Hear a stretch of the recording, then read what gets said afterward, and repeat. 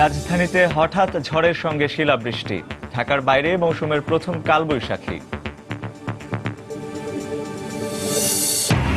বৃষ্টির কারণে সন্ধ্যায় এশিয়া কাপে ভারত বাংলাদেশ ম্যাচ নিয়ে অনিশ্চয়তা। টসে জয়ী হলে আবহাওয়া বিবেচনায় সিদ্ধান্ত নেওয়ার পরামর্শ সাবেক ক্রিকেটারদের। মানবতা বিরোধী অপরাধে মৃত্যুদণ্ডপ্রাপ্ত জামায়াত নেতা মীর কাশেম আলীর মামলার দুপক্ষের আপিল শুনানি শেষ, রায় ৮ মার্চ। আবারও পুলিশের বিরুদ্ধে নির্যাতনের অভিযোগ। সিরাজগঞ্জে তুচ্ছ ঘটনায় যুবককে পেটালো সাদা পোশাকের পুলিশ, হাসপাতালে ভর্তি। এবং টাঙ্গাইলে যাত্রীবাহী বাস ও পিকআপের সংঘর্ষে ৪ জন সহ বিভিন্ন স্থানে সড়ক দুর্ঘটনায় নিহত ৮, আহত কমপক্ষে ৪৫।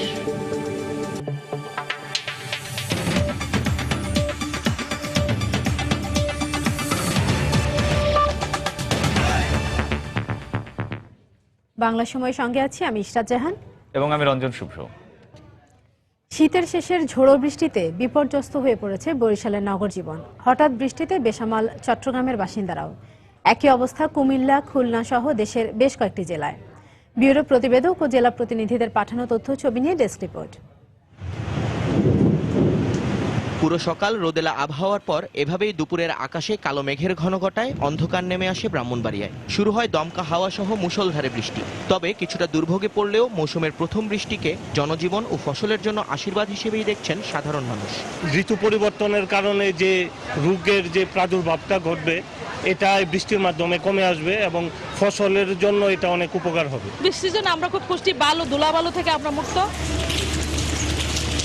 ভোর ৬টায় বরিশালে উত্তর পশ্চিম দিক থেকে ৬০ কিলোমিটার বেগে দমকা বাতাস ও বজ্রবৃষ্টি শুরু হয়। বৃষ্টির সঙ্গে দমকা হাওয়ায় বিভিন্ন স্থানে ভেঙে পড়েছে সড়কের পাশের বিলবোর্ড ও গাছপালা। নগরীর পলাশপুর ডকইয়ার্ড ও ভাটিখানায় ভেঙে গেছে কাঁচা ঘরবাড়ি ও মসজিদ। বিদ্যুতের খুঁটি ভেঙে পড়ায় বিদ্যুৎ বিচ্ছিন্ন হয়ে পড়ে নগরীর বিভিন্ন এলাকা। সীমিত হয়ে পড়ে যান চলাচল।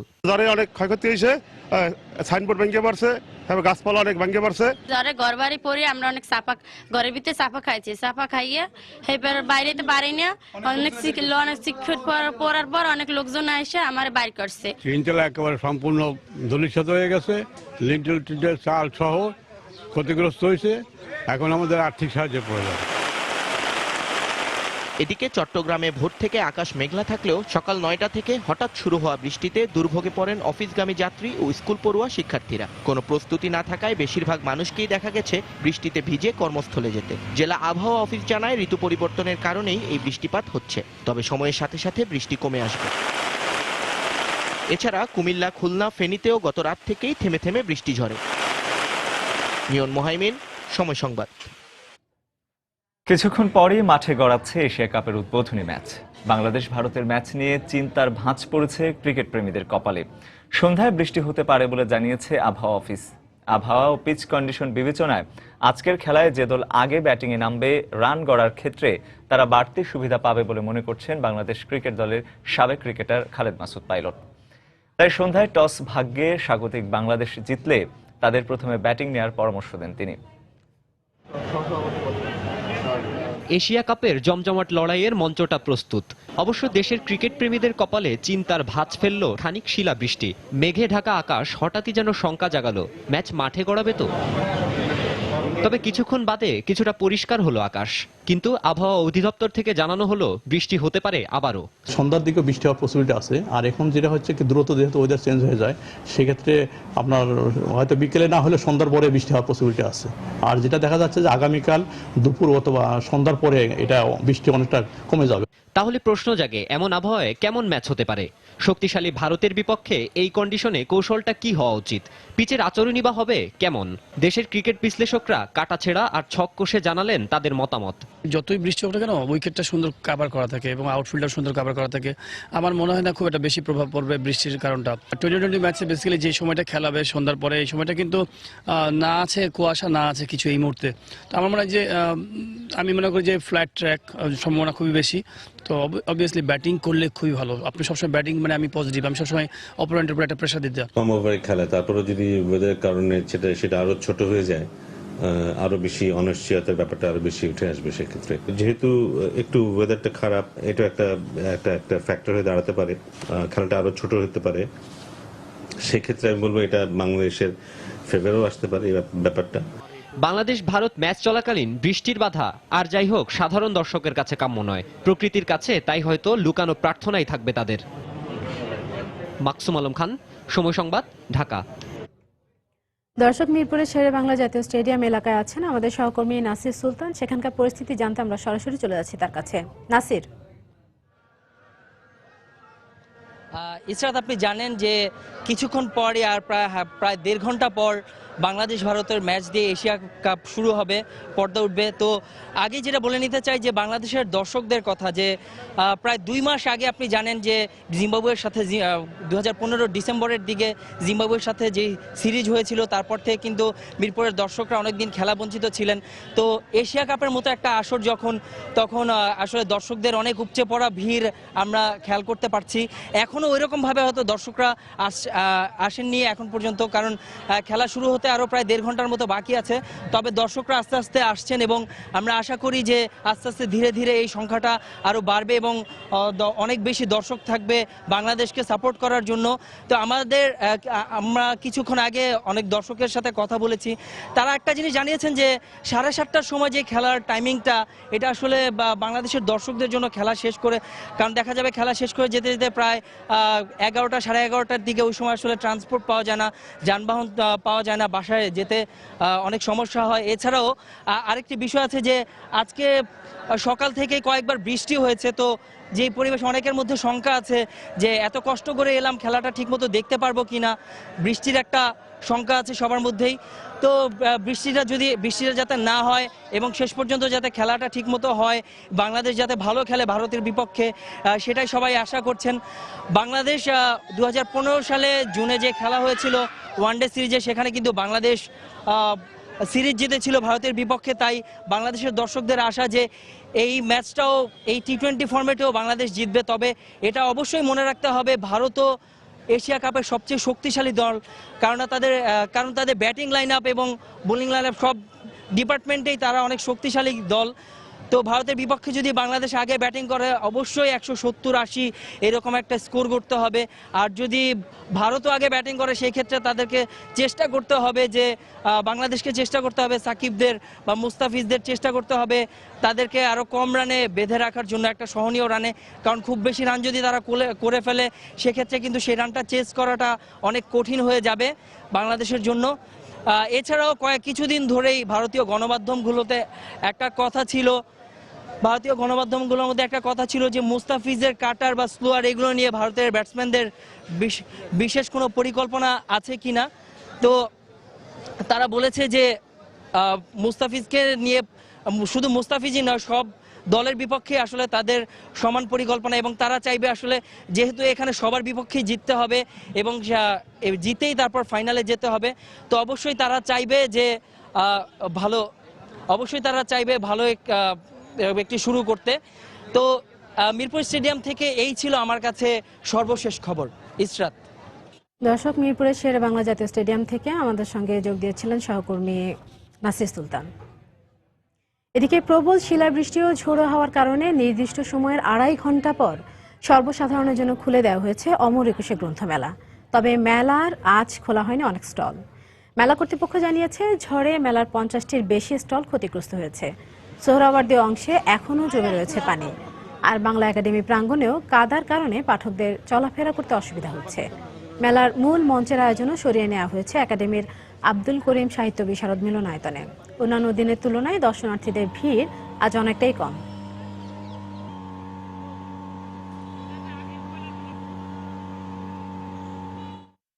আমাদের স্টলটা একদম নিচুতে পানি, সব পানি এসে এখানে জমছে, জমার পর ভিতরে যে বইগুলো ছিল ওগুলো বেশিরভাগই ভিজে একবারে নষ্ট হয়ে গেছে। যখন বৃষ্টি ভাব, আমরা বই কিছু গোছাইছি, তারপর অতিরিক্ত পানির কারণে নিচে যেগুলো বই আছিল সব বই ভিজে গেছে। আজকে তো মেলা ক্লোজ, মানে প্রত্যেকটা প্রকাশনা প্রতিষ্ঠানই ক্ষতিগ্রস্ত হয়েছে, কিছু না কিছু ক্ষতিগ্রস্ত হয়েছে। পানি পুরা মেলায়, কোনো একটা স্টল কেউ যাইতে পারছে না। তো কর্তৃপক্ষ যদি এই ব্যাপারটা দেখতো যে বৃষ্টি হলে পানি নিষ্কাশনের কি ব্যবস্থা, সেটা তারা রাখে নাই। দেখছেন বাংলার সময়। মানবতা বিরোধী অপরাধে মৃত্যুদণ্ডপ্রাপ্ত মীর কাসেম আলীর আপিল শুনানি শেষ। আগামী 8 মার্চ রায় দিবেন সুপ্রিম কোর্ট। আজ আসামি ও রাষ্ট্রপক্ষের আপিল শুনানি শেষে প্রধান বিচারপতি এস.কে. সিনহার নেতৃত্বে আপিল বিভাগের 5 সদস্যের বেঞ্চ রায়ের এদিন ধার্য করেন। রাষ্ট্রপক্ষের প্রত্যাশা, সর্বোচ্চ আদালতেও এ যুদ্ধাপরাধীর মৃত্যুদণ্ড বহাল থাকবে। যদিও আসামি পক্ষের দাবি, কোন অভিযোগের সঙ্গে সরাসরি জড়িত নন মীর কাসেম। এদিকে মামলা পরিচালনা ও তদন্তে ব্যর্থতার জন্য ট্রাইব্যুনালের প্রসিকিউশন ও তদন্ত সংস্থার কঠোর সমালোচনা করেছেন আপিল বিভাগ। আফজাল হোসেনের রিপোর্ট। মানবতাবিরোধী অপরাধের দায়ে আলবদরের তৃতীয় শীর্ষ নেতা মীর কাসেম আলীকে 2014 সালের 2রা নভেম্বর মৃত্যুদণ্ড দেন আন্তর্জাতিক অপরাধ ট্রাইব্যুনাল। এর 4 সপ্তাহ পর খালাস চেয়ে সুপ্রিম কোর্টে আপিল করেন এই যুদ্ধাপরাধী। বুধবার রাষ্ট্র ও আসামিপক্ষের শুনানির মধ্য দিয়ে শেষ হয় এই আপিলের কার্যক্রম। শুনানিতে যুদ্ধাপরাধের বিচার বানচাল করতে মীর কাসেম আলীর বিদেশি লবিস্ট নিয়োগের অভিযোগে তার বিরুদ্ধে কেন অর্থ পাচার আইনে ব্যবস্থা নেওয়া হয়নি এ বিষয়ে প্রশ্ন তোলেন আপিল বিভাগ। সমালোচনা করেন মামলার তদন্ত ও পরিচালনায় ট্রাইব্যুনালের প্রসিকিউশন ও তদন্ত সংস্থার গাফিলতি নিয়ে। পরে উভয় পক্ষের শুনানি শেষে আগামী 8ই মার্চ কাসেমের রায়ের দিন ধার্য করেন আপিল বিভাগ। রাষ্ট্রপক্ষের প্রত্যাশা, মীর কাসেমের মৃত্যুদণ্ডের সাজা বহাল থাকবে সর্বোচ্চ আদালতেও। যে ধরনের অপরাধ উনি করেছেন এটা সাক্ষীরও প্রমাণ করেছে, এবং তাদের যে ওই ডালিম হোটেলে নিয়ে অত্যাচার করা হয়নি এটা কিন্তু আসামিরা অস্বীকার করেনি। মীর কাসেম আলী একটি আমেরিকান ফার্মকে $25 মিলিয়ন দিয়েছিল তার পক্ষে কাজ করার জন্য, লবিয়েস্ট হিসেবে নিয়োগ করেছিল। তখন আদালত আমাদের বললেন যে এই অভিযোগের জন্য তার বিরুদ্ধে মানি লন্ডারিং মামলা কেন করা হয়নি। তখন আমি আদালতকে বলেছি যে আমি দুর্নীতি দমন কমিশনের নোটিশে নেব। যদিও আসামিপক্ষের আইনজীবীর দাবি, মানবতাবিরোধী অপরাধের সাথে সরাসরি জড়িত ছিলেন না কাসেম আলী। এই কাসেম আলী সাহেবের বিরুদ্ধে প্রমাণ করার জন্য আইনগতভাবে যে সাক্ষ্য প্রমাণ থাকা দরকার তা নাই। অতএব এই কেসে তার কোনো অবস্থায় সে সাজা হতে পারে না, সে বেনিফিট অফ ডাউট পেতে পারে। কিশোর মুক্তিযোদ্ধা জসিম সহ 8 জনকে হত্যার 2টি অপরাধে মীর কাসেম আলীর মৃত্যুদণ্ড হয়। এছাড়া প্রমাণিত বাকি 8টি অপরাধে তাকে বিভিন্ন মেয়াদে কারাদণ্ড দিয়েছিল আন্তর্জাতিক অপরাধ ট্রাইব্যুনাল। আফজাল হোসেন, সময় সংবাদ, ঢাকা। রাজশাহী বিশ্ববিদ্যালয়ের অর্থনীতি বিভাগের শিক্ষক ডক্টর ইউনুস হত্যা মামলার পুনর্বিচারে 2 জেএমবি সদস্যকে যাবজ্জীবন কারাদণ্ড দিয়েছেন আদালত। দুপুরে দ্রুত বিচার ট্রাইব্যুনালের বিচারক গোলাম আহমেদ খলিলুর রহমান এই আদেশ দেন। এর আগে 2010 সালের 28 জানুয়ারি চাঞ্চল্যকর এই মামলায় প্রধান 2 আসামিকে মৃত্যুদণ্ড দেন আদালত। বাকি 6 আসামির বিরুদ্ধে অপরাধ প্রমাণিত না হওয়ায় তাদের খালাস দেওয়া হয়। আসামিপক্ষ উচ্চ আদালতে পুনর্বিচারের আবেদন জানালে ট্রাইব্যুনালে পাঠানোর নির্দেশ দেন বিচারক। দীর্ঘ শুনানি ও সাক্ষীদের জেরার পর আজ এই রায় দেন ট্রাইব্যুনাল। 2004 সালের 24 ডিসেম্বর ভোরে নগরীর বিনোদপুর এলাকায় প্রফেসর ডক্টর ইউনুসের বাসার পাশে তাকে ছুরিকাঘাত করে হত্যা করা হয়। আজকে রায়ের জন্য দিন ধার্য ছিল এবং ইতিমধ্যে রায় ঘোষিত হয়েছে এবং এই 2 জন আসামিকে পুনরায় তাদের যাবজ্জীবন কারাদণ্ড দিয়েছে এবং 5,000 টাকা জরিমানা, ওনাদের আরও 1 বছরের সাজা। সম্প্রতি দেশের বিভিন্ন স্থানে পুলিশি হয়রানির ঘটনার রেশ না কাটতেই আবারও পাওয়া গেছে এমন অভিযোগ। তুচ্ছ ঘটনাকে কেন্দ্র করে সিরাজগঞ্জে পুলিশের বিরুদ্ধে এক যুবককে নির্যাতনের অভিযোগ উঠেছে। গতকাল সন্ধ্যায় সিরাজগঞ্জ শহরে বাণিজ্য মেলায় কথা কাটাকাটির জেরে পুলিশের 3 সদস্য তাকে বেধড়ক পিটিয়ে আহত করে বলে অভিযোগ করেন প্রত্যক্ষদর্শীরা। সিরাজগঞ্জ থেকে রিঙ্কু কুণ্ডুর পাঠানো তথ্য ও ছবি নিয়ে ডেস্ক রিপোর্ট। মঙ্গলবার সন্ধ্যায় সিরাজগঞ্জে কৃষি, শিল্প ও বাণিজ্য মেলার গেমস জোনে বেলুন ফোটানোকে কেন্দ্র করে পুলিশের সঙ্গে কথা কাটাকাটি হয় স্থানীয় যুবক হীরার। এক পর্যায়ে সাদা পোশাকে থাকা 3 পুলিশ সদস্য নিজেদের পরিচয় দিয়ে বেধড়ক মারধর করে ওই যুবককে। ইট দিয়ে হীরার মাথায় আঘাত করলে গুরুতর আহত হন তিনি। পুরস্কারটা তার ভুল হয়ে গেছে, পুরস্কার মাত্রই তারা ওকে বল তুই কি গুন্ডা হয়ে গেছিস না নেতা হয়ে গেছিস, আমাদেরকে এই কথা আমাদের চিনিস আমরা পুলিশ, এই বলে তারা হিট করা শুরু করে। ইট দিয়া ধাপ করে মাথায় বুতা মারলো। আমার মাথায় আবার বাম হাতটা দিয়া বললাম যে আমার মাথা ফেটে গেছে, তুই অভিনয় করস এই সেটা আমি আবার পড়ে গেলাম। পড়ে যাওয়ার সাথে সাথে আমার আতালে পাতালে নাতি। পুলিশের কাজ তো ওই মেলাটাকে কন্ট্রোল করা, এরকম সাধারণ নাগরিক তো মারার কোনো অধিকার নাই। যুবকের সঙ্গে পুলিশ সদস্যদের হাতাহাতির ঘটনা স্বীকার করে অতিরিক্ত পুলিশ সুপার জানান, এ ঘটনায় প্রয়োজনীয় ব্যবস্থা নেওয়া হবে। বেলুন ফুটানোকে কেন্দ্র করে এখানে কয়েকটা ছেলের সাথে আমাদের পুলিশের কয়েকজন সদস্যের কথা কাটাকাটি এবং এক পর্যায়ে হাতাহাতি হয়েছে এবং একটা ছেলে আহত হয়েছে। এদিকে ছেলেটির অবস্থা আশঙ্কাজনক বলে জানিয়েছেন চিকিৎসক। মাথা বেশ ইনজুরি আছে, কাট মানে মেটালিক পদার্থ দ্বারা কাটা আছে। মেলায় দায়িত্বরত পুলিশের উপপরিদর্শক মোহাম্মদ টুটুল জানান, সুমন শামীম আরিফুল নামে অভিযুক্ত 3 পুলিশ রাজশাহী রেঞ্জ ফোর্সের সদস্য। সময় সংবাদ, সিরাজগঞ্জ। বাংলা সময় আরো থাকছে। সাতক্ষীরা থেকে অপহরণের 40 ঘন্টা পর C&F এজেন্ট সেলিমকে যশোর থেকে উদ্ধার। জড়িত সন্দেহে এক পুলিশ সদস্য সহ আটক 4।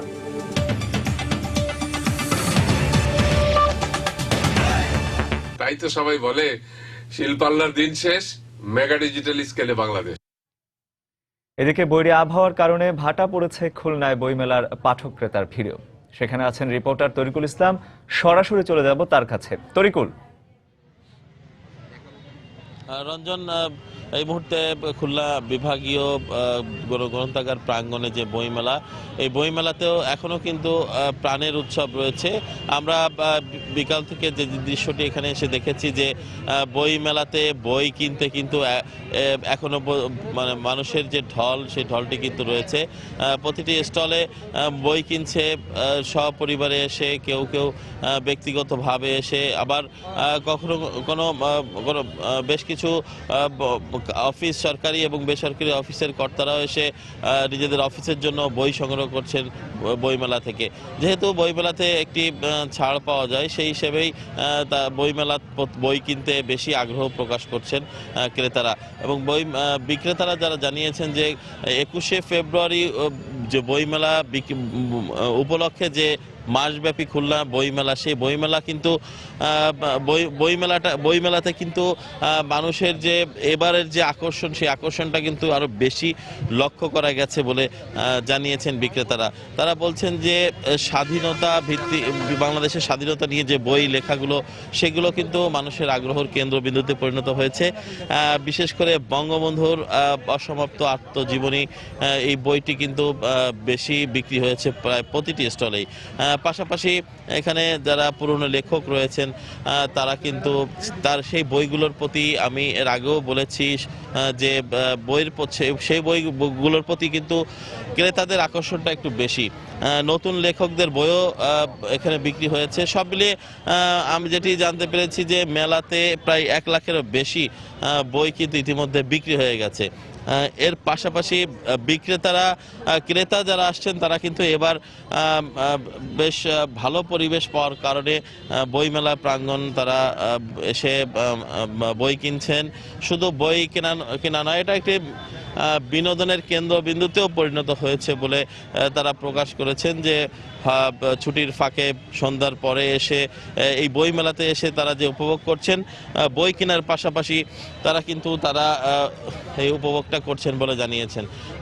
তবে এবারের যারা আয়োজক রয়েছেন, আয়োজকদের একটা উদ্দেশ্য ছিল, সেই উদ্দেশ্য হচ্ছে বই মেলার পাশাপাশি মঞ্চে যে প্রতিযোগিতা, বিভিন্ন ধরনের শিশুদের নিয়ে প্রতিযোগিতা এবং বিভিন্ন সাংস্কৃতিক অনুষ্ঠান, এগুলো কিন্তু তারা প্রতিনিয়ত আয়োজন করেছেন।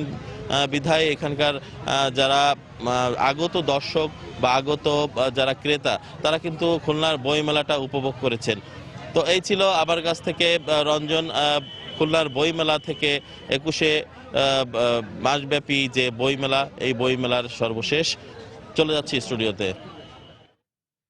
খুলনা বইমেলা থেকে এতক্ষণ আমাদের সঙ্গে ছিলেন সহকর্মী তরিকুল ইসলাম, তিনি জানাচ্ছিলেন সেখানকার খবরাখবর। টাঙ্গাইলে 4 জন সহ দেশের বিভিন্ন স্থানে সড়ক দুর্ঘটনায় 8 জন নিহত হয়েছেন। আহত হয়েছেন অন্তত 45 জন। বিকেলে টাঙ্গাইলের কালিহাতী উপজেলার জোগাড়চর এলাকায় যাত্রীবাহী বাস ও পিকআপ ভ্যানের সংঘর্ষ হয়। এতে পিকআপ ভ্যানের চালক সহ ঘটনাস্থলেই 3 জন নিহত হন।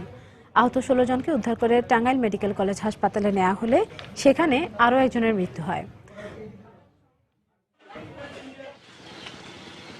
নওগাঁর সীসাবাজার এলাকায় ট্রাকের চাপায় অটোরিকশার এক যাত্রী নিহত হয়েছেন।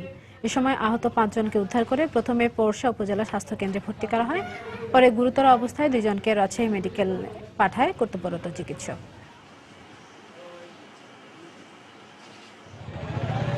এছাড়া বরিশাল, ঝিনাইদহ ও শেরপুরে আলাদা সড়ক দুর্ঘটনায় 3 জন নিহত ও আহত হয়েছেন অন্তত 25 জন। অপহরণের 40 ঘন্টা পর সাতক্ষীরা ভোমরা স্থলবন্দরের C&F এজেন্ট আব্দুস সেলিমকে যশোর থেকে উদ্ধার করেছে গোয়েন্দা পুলিশ। এ ঘটনায় এক পুলিশ সদস্য সহ 4 জনকে আটক করা হয়েছে। বুধবার মধ্যরাতে উদ্ধারের পর আজ দুপুরে তাদের সাতক্ষীরায় নিয়ে আসা হয়। গোয়েন্দা পুলিশ জানায়, সোমবার দুপুরে ভোমরা বন্দর স্থলবন্দর এলাকা থেকে আব্দুস সেলিমকে অপহরণ করা হয়। পরে মোবাইল ফোনে পরিবারের কাছে 30 লাখ টাকা মুক্তিপণ দাবি করা হয়। সেদিনই পরিবারের পক্ষ থেকে সদর থানায় একটি সাধারণ ডায়েরি করলে অভিযানে নামে পুলিশ। মোবাইল ট্র্যাকিং এর মাধ্যমে গতকাল মধ্যরাতে যশোরের শার্শা উপজেলার কাজির বিল এলাকা থেকে সেলিমকে উদ্ধার করা হয়। এ সময় অপহরণকারী চক্রের 4 সদস্যকে আটক করে পুলিশ। এদের মধ্যে বেলাল হোসেন নামে এক পুলিশ সদস্য রয়েছে বলে নিশ্চিত করেছে অতিরিক্ত পুলিশ সুপার। প্রাইভেট কারের ভিতরে এবং বাইরে উৎপাদে থাকা 5-6 জন ব্যক্তি আমাকে এসে পরে হেলমেট হ্যান্ডক্যাপ দিছে, ডাইন হাতে প্রথমে, তারপরে বাম হাতে দিয়ে পিঠ মোড়া দিয়ে বেঁধে গাড়ির ভিতরে ঢোকাইয়ে কষ্টে চোখে দিয়েছে এবং মাথায় কালো কাপড় দিয়ে ক্যাপ দিয়ে বেঁধে দিয়েছে। দেওয়ার পরে এখান থেকে আমাকে অজ্ঞাত স্থানে নিয়ে যায়। আসামিগুলোর মধ্যে আমরা প্রাথমিক অবস্থায় জেনেছি একজন পুলিশ সদস্য রয়েছে, সে অন্য জেলায় খাগড়াছড়ি জেলায় কর্মরত আছে কনস্টেবল হিসাবে। সে তার বাড়ি এখানে চুরিতে এসে এই অপহরণ কাজে অংশগ্রহণ করে। আরও যারা সহযোগী আসামি ছিল তাদেরকে গ্রেপ্তারের চেষ্টা অব্যাহত আছে এবং আমাদের অভিযান এখনো চলমান। সরকারি বরাদ্দের অভাবে বিভিন্ন শিক্ষা প্রতিষ্ঠান এমপিওভুক্তকরণ বন্ধ হয়ে গেছে বলে জানালেন শিক্ষামন্ত্রী নুরুল ইসলাম নাহিদ। সকালে সিলেট নগরীর ব্লুবার্ড স্কুল অ্যান্ড কলেজের বার্ষিক ক্রীড়া প্রতিযোগিতার উদ্বোধন শেষে প্রধান অতিথির বক্তব্যে একথা বলেন তিনি। বিএনপি জামাত সরকার এই এমপি মুক্ত বন্ধ করে দিয়েছিল। আমি প্রায় সরকারের সাথে বিবাদ করে 1624টা স্কুলকে বা কলেজকে আমরা এমপি মুক্ত করেছিলাম। এরপরে আমরা অর্থ পাই নাই। আবার যদি অর্থ মন্ত্রণালয়ের টাকা না দেয়, সরকার টাকা না দেয়, আমাদের মন্ত্রণালয়ে আলাদা কোনো টাকা নাই যে আমরা করতে পারি। এটা স্থায়ী একটা ব্যবস্থা, যার জন্য আমরা প্রতিনিয়ত লড়াই করে যাচ্ছি, চেষ্টা করে যাচ্ছি যাতে আমাদের এই এমপি মুক্ত আমরা আবার চালু করতে পারি। জিয়াউর রহমান তার শাসন আমলে তড়িঘড়ি করে অনেক মুক্তিযোদ্ধাকে অন্যায়ভাবে ফাঁসি দিয়েছেন। এতে প্রমাণ করে যে তিনি মুক্তিযুদ্ধের চেতনায় বিশ্বাসী ছিলেন না, এমন মন্তব্য করেছেন মুক্তিযুদ্ধ বিষয়ক মন্ত্রী আকম মোজাম্মেল হক। দুপুরে গাজীপুরে বাংলাদেশ উন্মুক্ত বিশ্ববিদ্যালয় ক্যাম্পাসে মুক্তিযুদ্ধ বিষয়ক গবেষণা কেন্দ্র উদ্বোধন শেষে সাংবাদিকদের একথা বলেন তিনি। সে জীবদ্দশায় সে 9 বার 18 বার পুঁতে সমস্ত মুক্তিযোদ্ধাদের নাম মাত্র বিচারে কোনো বিচার 1 ঘন্টা 8 ঘন্টার মধ্যে শেষ করে তাদেরকে হত্যা করেছে, ফাঁসি গাছটা ঝুলিয়েছে এবং যতজনকে ঝুলিয়েছে সব মুক্তিযোদ্ধা অফিসার। এগুলোতে বোঝা যায় যে সে মুক্তিযুদ্ধের চেতনাকে কখনোই ধারণ করে নেই। সেই জন্য আমি বলেছি এবং আমি মনে করি যে এগুলোর একটা তদন্ত হওয়া উচিত। বাংলা সময় আরো থাকছে। চলতি মাসে 17 কোটি টাকার ফুল বিক্রি করেছে যশোরের গদখালির চাষিরা। এ খাতকে এগিয়ে নিতে সরকারি পৃষ্ঠপোষকতার দাবি সংশ্লিষ্টদের।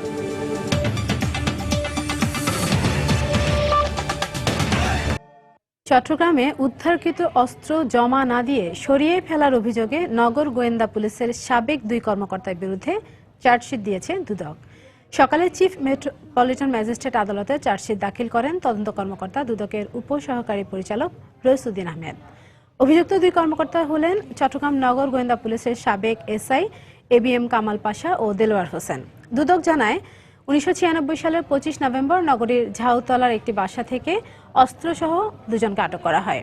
এই ঘটনায় ডবলমুরিং থানায় একটি মামলা দায়ের করা হয়। কিন্তু পুলিশের জব্দ তালিকায় অস্ত্রের বিষয়টি উল্লেখ থাকলেও পরে সেই অস্ত্রের আর হদিশ পাওয়া যায়নি। পরে এ বিষয়ে আদালতের দেয়া নির্দেশের প্রেক্ষিতে তদন্ত করে দুদক। তদন্তে প্রমাণ পাওয়া 2 পুলিশ কর্মকর্তাকে অভিযুক্ত করে চার্জশিট দেওয়া হয়। এই 2 পুলিশ অফিসার দেলোয়ার এবং কামাল পাশা তারা আদৌ অস্ত্রটি, জব্দকৃত অস্ত্রটি কোর্টে জমা দেয়নি, না দিয়ে তারা অস্ত্রটি অন্যত্র সরিয়ে ফেলছে এবং মামলার ক্ষতি করে ফেলছে। ফলে আমরা তদন্ত করে তাদের বিরুদ্ধে অপরাধ প্রমাণিত হওয়ার পর আমরা স্যাংশন এনে তাদের বিরুদ্ধে আমরা চার্জশিট কোতোয়ালি থানায় দাখিল করলাম। চট্টগ্রামে মাদক ব্যবসায়ীদের হামলায় 5 পুলিশ সদস্য আহতের ঘটনায় 4 জনকে আটক করেছে পুলিশ। নগরীর হালি শহর থেকে তাদের আটক করা হয়। পুলিশ জানায়, গতকাল রাতে শহরের রঙ্গিপাড়ায় মাদক মামলার ওয়ারেন্টভুক্ত আসামি সোহেলকে গ্রেফতারে তার বাড়িতে অভিযান চালানো হয়। এ সময় সোহেল ও তার সহযোগীরা পুলিশের উপর হামলা চালায়। এতে 3 এসআই এবং অপর 2 এএসআই আহত হন। এ ঘটনায় গতরাতে ঘটনাস্থল থেকে সোহেল ও তার স্ত্রীকে আটক করে পুলিশ। পরে আজ সকালে তার বাবা ও ভাবিকে আটক করা হয়। পুলিশের সাথে তারা সংঘর্ষে এক পর্যায়ে আমরা আসামিদেরকে আটক করতে সমর্থ হই এবং আসামিদেরকে আমরা ঘটনাস্থলে থেকে ওই ওয়ানভুক্ত আসামি সহ আরো 2 জনকে আমরা অ্যারেস্ট করে আমরা থানায় নিয়ে আসি। পরবর্তীতে এই ব্যাপারে উক্ত ঘটনা সংক্রান্ত একটা পুলিশ আসলে কেস হয়েছে এবং এই উক্ত কেস সংক্রান্তে আমরা অলরেডি 4 জনকে অ্যারেস্ট করেছি। ভোলায় 2 চেয়ারম্যান প্রার্থীর সমর্থকদের মধ্যে সংঘর্ষে 2 প্রার্থী সহ 20 জন আহত হয়েছেন। গতকাল রাতে সদর উপজেলার দিঘলদি ইউনিয়নে এই ঘটনা ঘটে। পুলিশ জানায়, রাত 9টার দিকে নির্বাচনে প্রভাব বিস্তারকে কেন্দ্র করে সরকার দলীয় প্রার্থী ও বিএনপি প্রার্থী সমর্থকদের মধ্যে বাকবিতণ্ডা হয়। এক পর্যায়ে তার ধাওয়া পাল্টা ধাওয়া ও পরে সংঘর্ষের রূপ নেয়। এতে 2 চেয়ারম্যান প্রার্থী সহ দুপক্ষের 20 জন আহত হন। এ সময় এলাকার অন্তত 5টি নির্বাচন অফিস ভাঙচুর করে তারা। আহতরা সদর হাসপাতাল সহ শহরের বিভিন্ন হাসপাতালে ভর্তি রয়েছেন। এদিকে সদর উপজেলার বাঘা ইউনিয়নে এক চেয়ারম্যান প্রার্থীকে গ্রেপ্তারের প্রতিবাদে থানা ঘেরাওয়ের চেষ্টা করে তার সমর্থকরা। এ সময় পুলিশ বিক্ষুব্ধ জনতাকে শান্ত করে পরিস্থিতি নিয়ন্ত্রণে আনে।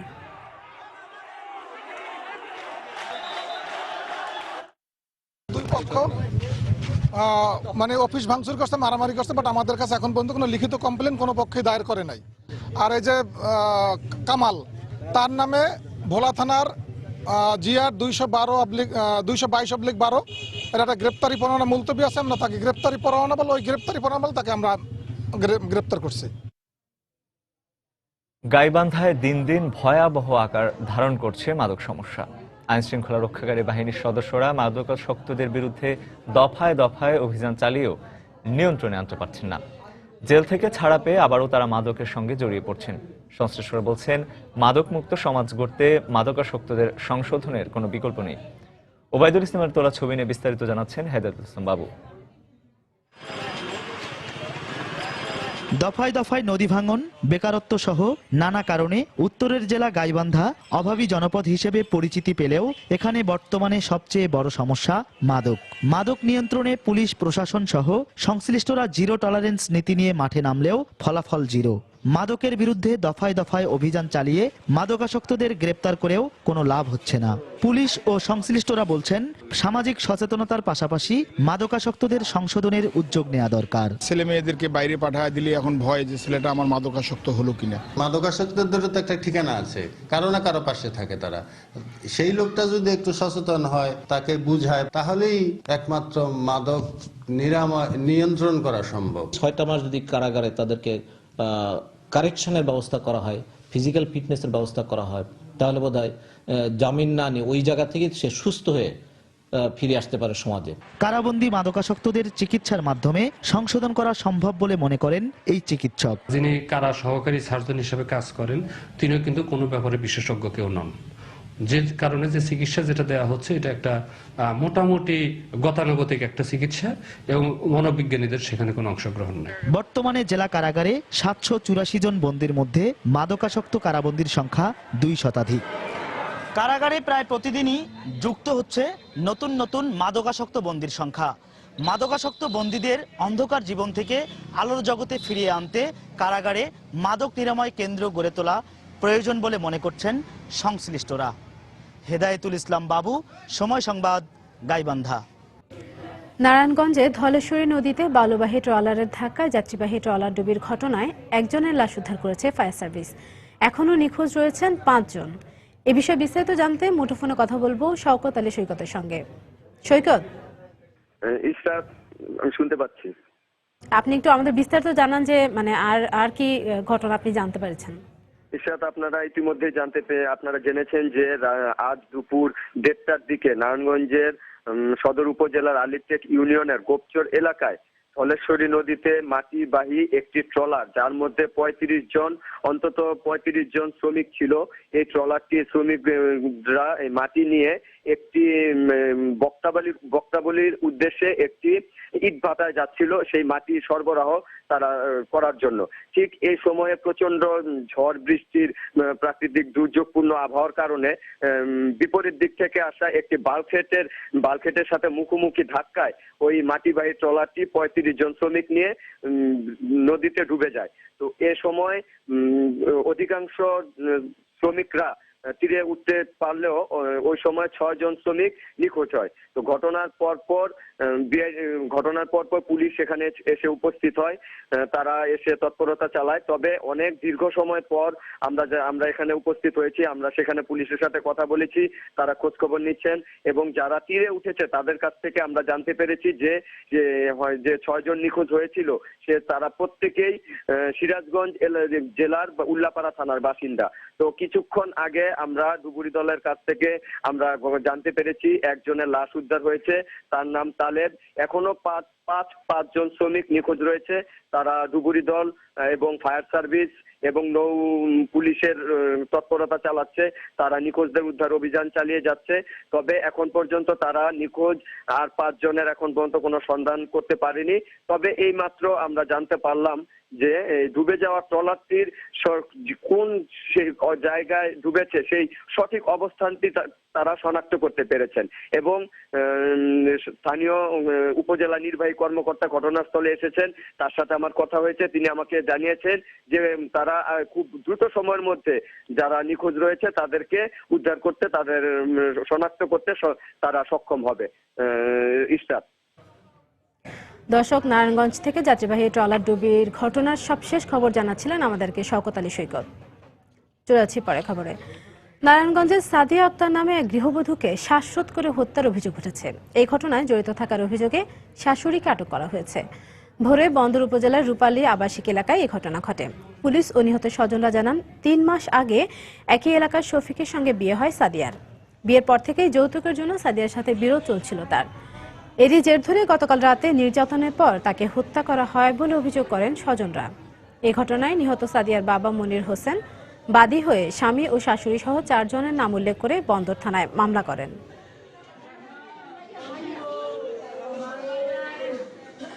আমি 70,000 টাকা দিছি ক্যাশ আর 50,000 টাকা চাইছে। কালকে আমার মাইয়া কান্দার কয় মা গো আমার সুখ চাও, তাইলে তুমি দাও, তুমি জামাই দোকান লিয়ে বইবো মা। এলিমান তো আমি যাইতাম, একবার করে যাইতাম। আমি কালকে উপস্থিত ছিলাম কাজের সময়, আমার দেখা না করে দিছি। শফিক যে আসামি, তার স্ত্রীকে মেরে সে হাসপাতালে, যে ভিক্টোরিয়া জেনারেল হাসপাতালে নিয়ে গেছে। তো ওই সংবাদের ভিত্তিতে যখন ওনাদের লোকজন থানায় যায়, তখন আমরা ওনার বাসায় যাই শফিককে অ্যারেস্ট করার জন্য। শফিককেও পাওয়া যায় নাই, শফিকের যে আম্মা তাকে পাওয়া গেছে, তাকে আমরা নিয়ে এসেছি। পঞ্চগড়ে মন্দিরের পুরোহিত হত্যার প্রতিবাদে ঠাকুরগাঁও ও রংপুরে মানববন্ধন করেছে হিন্দু সংগঠনের নেতাকর্মীরা। দুপুরে ঠাকুরগাঁও শহরের চৌরাস্তা এলাকায় ইসকন নামে একটি হিন্দু সংগঠন মানববন্ধন করে। এতে ব্যানার ফেস্টুন নিয়ে সংগঠনের নেতাকর্মী সহ বিভিন্ন শ্রেণী পেশার মানুষ অংশ নেন। এ সময় বক্তারা পুরোহিত হত্যাকাণ্ডের তীব্র প্রতিবাদ জানিয়ে দ্রুত জড়িতদের দৃষ্টান্তমূলক শাস্তির দাবি জানান। এছাড়া একই দাবিতে রংপুরেও মানববন্ধন করেছে বিভিন্ন হিন্দু সংগঠনের নেতাকর্মীরা। এ সময় সাম্প্রদায়িক সম্প্রীতি রক্ষায় সবাইকে এগিয়ে আসার আহ্বান জানানো হয়। সুনামগঞ্জে বিশ্বজিৎ হত্যায় জড়িতদের গ্রেপ্তারের দাবিতে মানববন্ধন করেছেন এলাকাবাসী। দুপুরে শহরের ট্রাফিক পয়েন্ট এলাকায় মুক্তিযোদ্ধা সন্তান ব্যানারের উদ্যোগে ঘণ্টাব্যাপী এ মানববন্ধন করা হয়। এতে রাজনৈতিক ও সামাজিক সংগঠনের নেতাকর্মী সহ বিভিন্ন শ্রেণী পেশার মানুষ অংশ নেন। এ সময় বক্তারা বিশ্বজিৎ হত্যাকাণ্ডের সঙ্গে জড়িতদের গ্রেপ্তার করে দৃষ্টান্তমূলক শাস্তির দাবি জানান। গত শুক্রবার শহরের কাজীর পয়েন্ট এলাকায় ধারালো অস্ত্র দিয়ে কুপিয়ে বিশ্বজিৎকে হত্যা করে দুর্বৃত্তরা।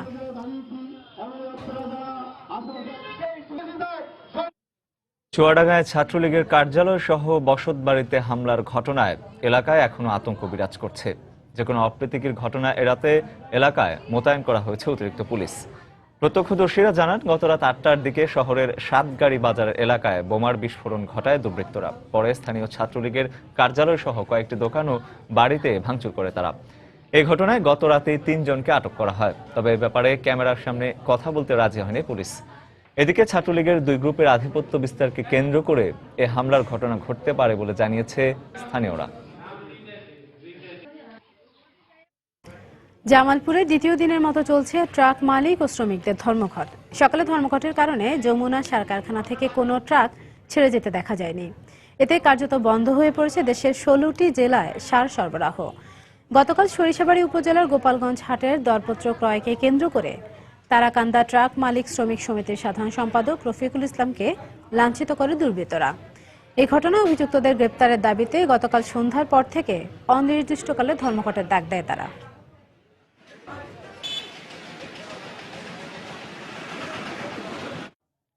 নোয়াখালী পৌর এলাকার অনেক সড়কই গর্ত আর খানাখন্দে ভরা। দীর্ঘদিন ধরে এলাকাবাসী এই সমস্যায় বিপর্যস্ত হলেও উদ্যোগ নেই কর্তৃপক্ষের। গণপূর্ত বিভাগ জানায় প্রয়োজনীয় অর্থের অভাবে রাস্তা মেরামত করা যাচ্ছে না। সাইফুল্লাহ কামরুলের পাঠানো তথ্য, মোহাম্মদ জামাল উদ্দিনের ছবি নিয়ে ডেস্ক রিপোর্ট। জেলখানা রোড, টাউন হল মোড়, সরকারি আবাসিক এলাকা রোড সহ নোয়াখালী পৌরসভার গুরুত্বপূর্ণ সড়কের অনেকদিন যাবৎ বেহাল দশা। ছোট বড় গর্ত তৈরি হয়েছে অধিকাংশ পাকা রাস্তাতেই, উঠে গেছে সড়কের পিচ কার্পেটিং। এ অবস্থায় এলাকাবাসী দীর্ঘদিন ধরে দাবি জানিয়ে আসছে রাস্তাগুলো দ্রুত মেরামতের, কিন্তু বছরের পর বছর যাচ্ছে আর বাড়ছে পৌরবাসীর দুর্ভোগ। আবাসিক এলাকার পাশাপাশি শহরে আরো অনেক গুরুত্বপূর্ণ রাস্তাগুলোর অবস্থা খুবই খারাপ। এই পৌর এলাকার বেশ কিছু রাস্তা গণপূর্ত বিভাগের অধীন। এই রাস্তাগুলো যুগের পর যুগ আজকে সংস্কারবিহীন অবস্থায় আছে। আমরা নাগরিক হিসেবে চাই যে সব সড়কগুলো যাতে সবসময় জনগণের চলাচল উপযোগী থাকে। সমস্যার কথা স্বীকার করে পৌর মেয়র জানান, গণপূর্ত বিভাগের অধীনে যেসব সড়ক সেগুলো পৌরসভা মেরামতের এখতিয়ার রাখে না। আমরা এখানে স্থানীয় নেতৃবৃন্দকে এবং গণপূর্তকে বলেছি এই রাস্তাগুলো সংস্কার করার জন্য। কেন, কি কারণে হচ্ছে সেটা আমরা জানি না। অবশ্য গণপূর্ত বিভাগের এই কর্মকর্তা জানালেন, সড়ক মেরামতের জন্য প্রয়োজনীয় পদক্ষেপ নেওয়া হচ্ছে। রাস্তাগুলো মেরামত এবং সংরক্ষণের জন্য আমরা প্রাক্কলন তৈরি করে অর্থ বরাদ্দের জন্য পাঠিয়েছি। অর্থ বরাদ্দ পাওয়া গেলে এই রাস্তাগুলো আমরা মেরামত করব ইনশাআল্লাহ। 9টি ওয়ার্ড নিয়ে গঠিত নোয়াখালী পৌরসভায় 225 কিলোমিটার পাকা রাস্তা রয়েছে। এর মধ্যে শহরের প্রাণকেন্দ্রে অবস্থিত 10 কিলোমিটার রাস্তা চলাচলের অনুপযোগী হয়ে পড়েছে। সময় সংবাদ, নোয়াখালী। ময়মনসিংহে শুরু হয়েছে 5 দিনব্যাপী ডিজিটাল ও প্রযুক্তি মেলা। দুপুরে সার্কিট হাউস জিমনেশিয়াম মাঠে এই মেলার উদ্বোধন করেন ধর্মমন্ত্রী অধ্যক্ষ মতিউর রহমান। বাংলাদেশ কম্পিউটার সমিতির আয়োজনে মেলায় দেশের সেরা 35টি আইটি প্রতিষ্ঠানের 50টি স্টল রয়েছে। এছাড়া 8টি প্যাভিলিয়নে ডিজিটাল প্রযুক্তির নতুন নতুন আবিষ্কার প্রদর্শন করা হয়।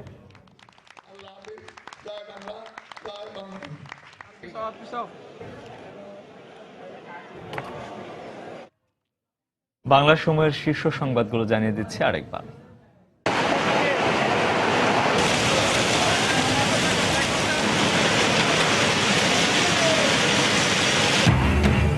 রাজধানীতে হঠাৎ ঝড়ের সঙ্গে শিলাবৃষ্টি, ঢাকার বাইরে মৌসুমের প্রথম কালবৈশাখী।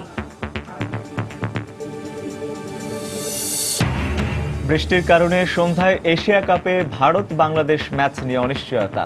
টসে জয়ী হলে আবহাওয়া বিবেচনায় সিদ্ধান্ত নেওয়ার পরামর্শ সাবেক ক্রিকেটারদের। মানবতা বিরোধী অপরাধে মৃত্যুদণ্ডপ্রাপ্ত জামায়াত নেতা মীর কাসেম আলীর মামলার দুপক্ষের আপিল শুনানি শেষ, রায় 8 মার্চ। আবারও পুলিশের বিরুদ্ধে নির্যাতনের অভিযোগ। সিরাজগঞ্জে তুচ্ছ ঘটনায় যুবককে পেটালো সাদা পোশাকের পুলিশ, হাসপাতালে ভর্তি। এবং টাঙ্গাইলে যাত্রীবাহী বাস ও পিকআপের সংঘর্ষে 4 জন সহ বিভিন্ন স্থানে সড়ক দুর্ঘটনায় নিহত 8, আহত কমপক্ষে 45। এই ছিল বাংলা সময়। যে কোনো খবর পেতে ভিজিট করুন সময়নিউজ.tv। এছাড়া মাত্র পাওয়া খবর আপনার মোবাইলে পেতে SMS করুন *SN লিখে পাঠিয়ে দিন 162 নম্বরে। সঙ্গে থাকুন সময়।